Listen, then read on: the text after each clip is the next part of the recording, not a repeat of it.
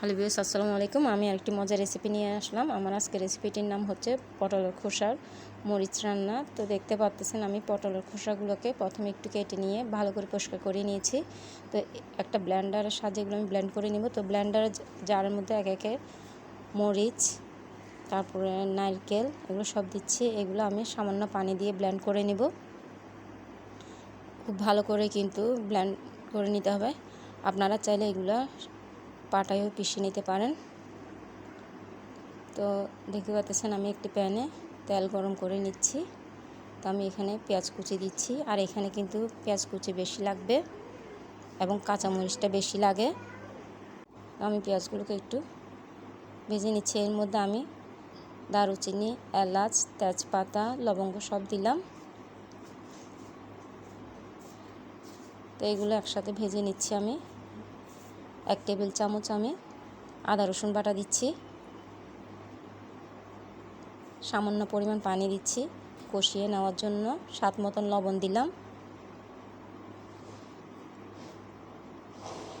তো আমি এটা গরম মশলা দিচ্ছি, এটা জায়ফল, জয়ত্রী,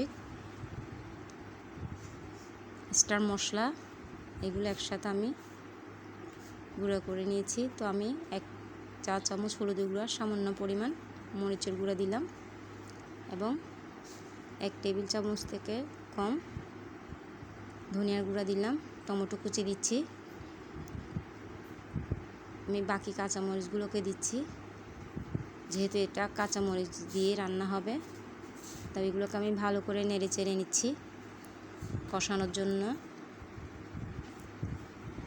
এখন আমি পেস্টগুলো দিয়ে দিচ্ছি, যেটা পটলের খোসার পেস্টটা। আর এই রান্নাটা কিন্তু খেতে খুবই ভালো লাগে, বিশেষ করে গরম ভাতের সাথে। আমরা তো চট্টগ্রাম ভাষায় এটাকে মরিচ খোলা বলে থাকি। তো আমি কিমাগুলো দিয়ে দিচ্ছি।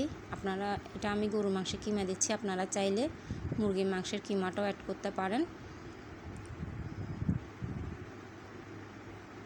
দেখতে পাচ্ছেন আমি ভালো করে কিন্তু নেড়ে চেড়ে নিয়েছি এবং আমি পানিগুলো কিন্তু টেনে নিয়েছি। তো দেখতে পাচ্ছেন মাশাআল্লাহ আমার পটলের খোসার মরিচ খোলাটা রান্না হয়ে গেল। এটাকে আসলে আমাদের চট্টগ্রাম ভাষায় মরিচ খোলাই বলে থাকি আমরা। জানি না এটার আসল নামটা কি।